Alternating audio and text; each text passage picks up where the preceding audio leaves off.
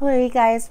So this is the first of short little videos for my trip on the way to England. So I'm starting to pack my suitcase, and so I'm packing for 5 days worth of clothes.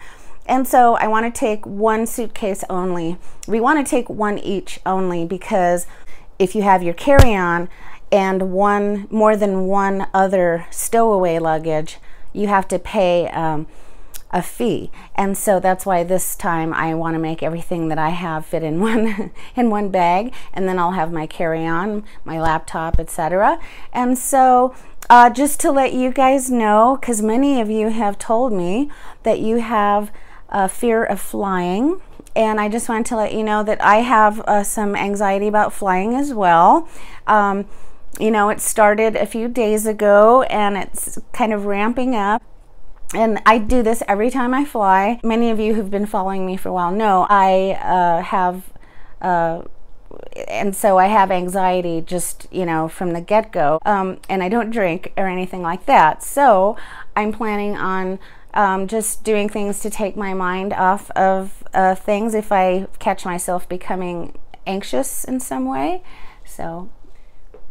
So my doctor's prescribed some very mild anti-anxiety medication. They're like 1 milligram tablets, and you know, I do smoke medical cannabis, but I don't really like to take, like, you know, prescription pills and whatnot. But you know, if I have to, then I have to. So that's why my doctor prescribed those for me. So I'll take a couple of those with me.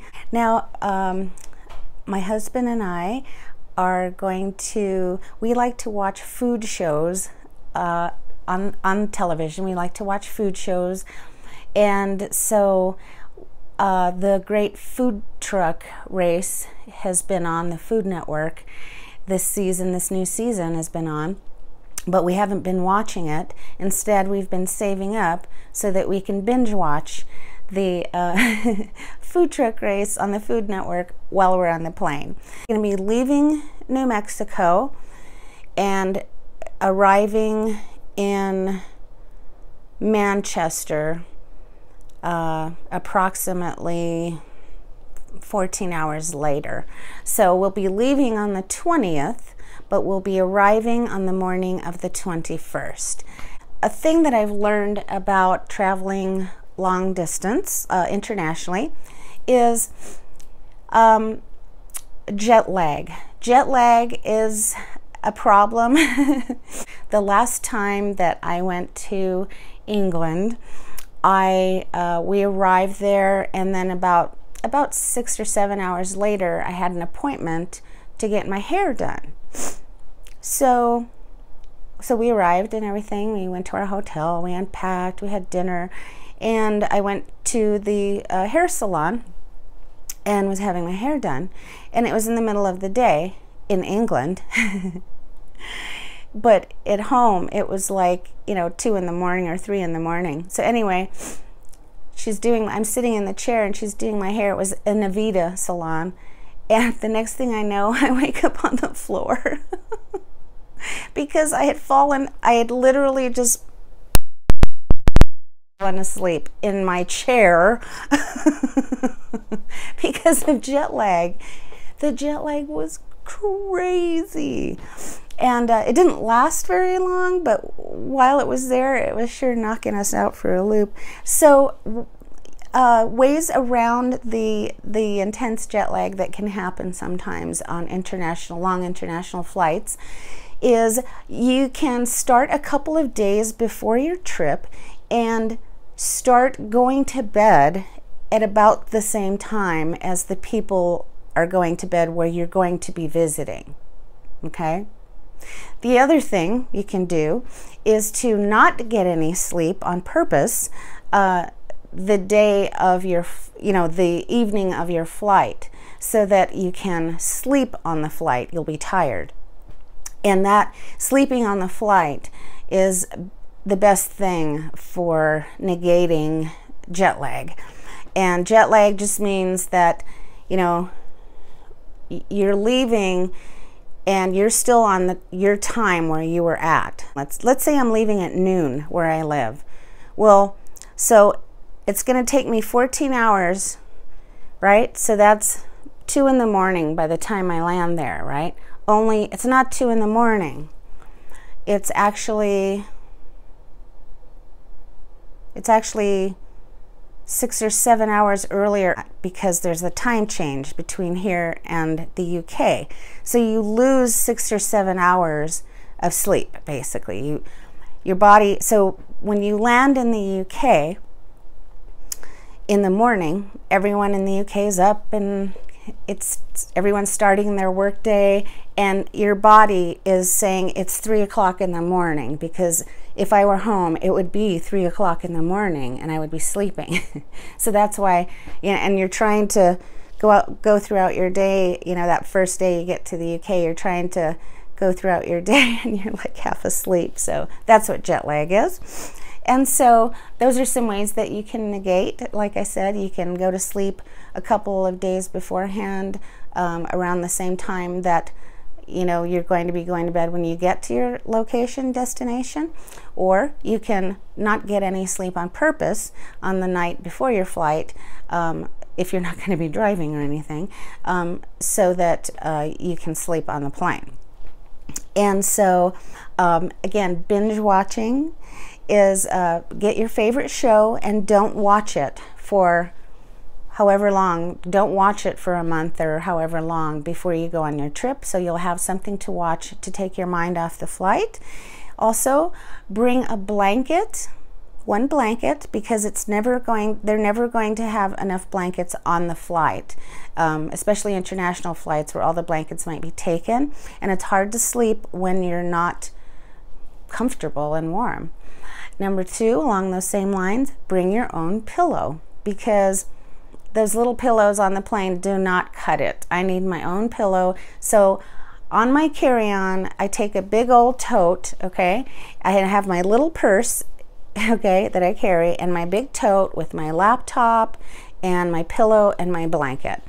And that way, when it's time to sleep, I can sleep. Now, Lush booked our flights ahead of time, and my husband called and made arrangements for seating on the plane. As soon as Lush said they booked our flights, my husband got on the phone and arranged seating so that he and I are sitting in our own little 2-seat area on the plane. Usually on the big international flights, there's 1 row of 3, and then a middle row of 3, and then another row of 3. And in certain areas of the plane, there's 1 seating on this side that has 2 seats and 1 seating on the side that has 2 seats. And that's where we're going to be sitting, in the one that has 2 seats. It has a little bit more leg room, you know, so you can lay down, make noise, not be afraid that you're going to wake anybody next to you up, not be afraid that you're going to be awoken by anyone that's next to you. And then also what I do is I take 2 pairs of Bluetooth headphones. I make sure they're charged and working. So I take 2 pair, and that way when one of them lasts about 7 hours worth of music or listening time, and that way I have the other one for the next 7 hours, so I'll have 14 hours of listening time, which pretty much includes the entire flight, with the exception of maybe stopping you know, to catch other planes and stuff. And so I suggest that. I also suggest eating lightly before you fly. Don't eat a big meal the night before. Don't even eat a big meal the day before. Eat lightly the day before. Also, bring water on the plane. Drink plenty of water on the plane. The air in the airplane is very dry, okay? And so your body really kind of gets dehydrated, your skin, your hair. So you need to replenish it by drinking lots of water. That will also aid in digestion. The reason I bring up digestion is, like, if you're a little bit older, when you experience jet lag, your digestive system will also get a lot of whack too. A way to negate that is by eating lightly the day before your flight and the day of your flight, and drinking lots of water. And so what else? I also bring suckers on the flight. I don't smoke anymore, but for 36 years I was a smoker, a heavy one. And so consequently, you know, I always, when I'm anxious, I kind of need to do things with my hands. It might be a throwback from being a smoker. And so that's why I take lollipops and such on the plane, because it's that hand-to-mouth thing. It gives me something to do with my hands while I'm, you know, staring out the window or whatever. And then also I'm going to be bringing my laptop, because I'll be able to you can use your Wi-Fi and such on the plane.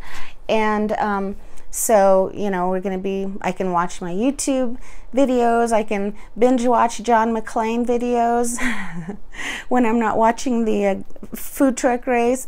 And yeah, so those are some tips. And I'm bringing all naked Lush things on my flight, because liquids are not allowed on the plane. So this is a great time for me to use my naked products from Lush.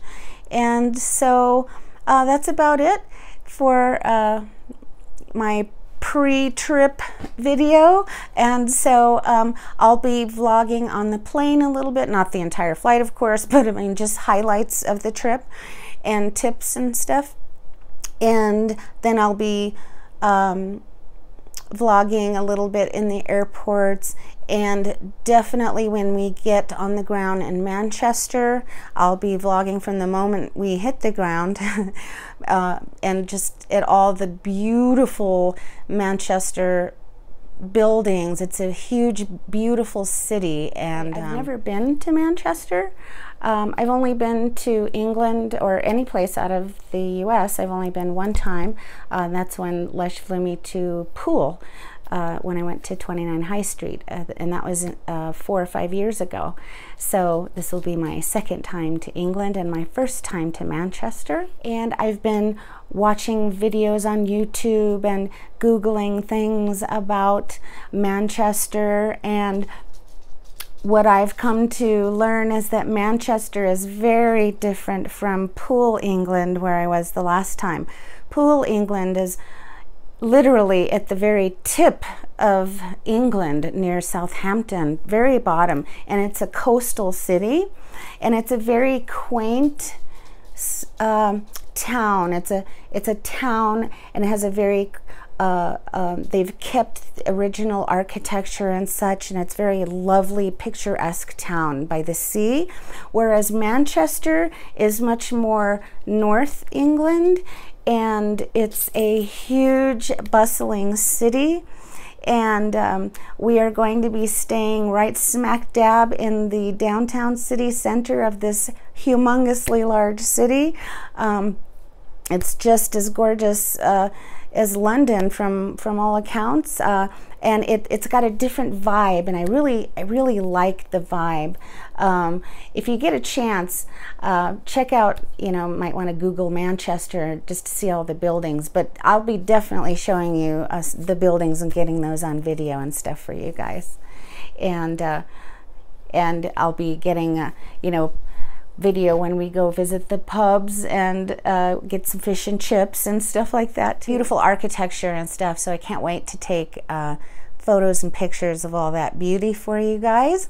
And so and then on the 22nd, Lush is treating my husband and I to a spa, so I will be vlogging there as well.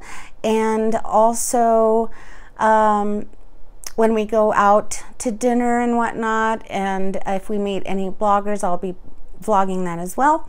So that's about it for now, and the next time I upload, I will be on the airplane tomorrow. So we'll talk to you then. Thanks, you guys. Bye bye.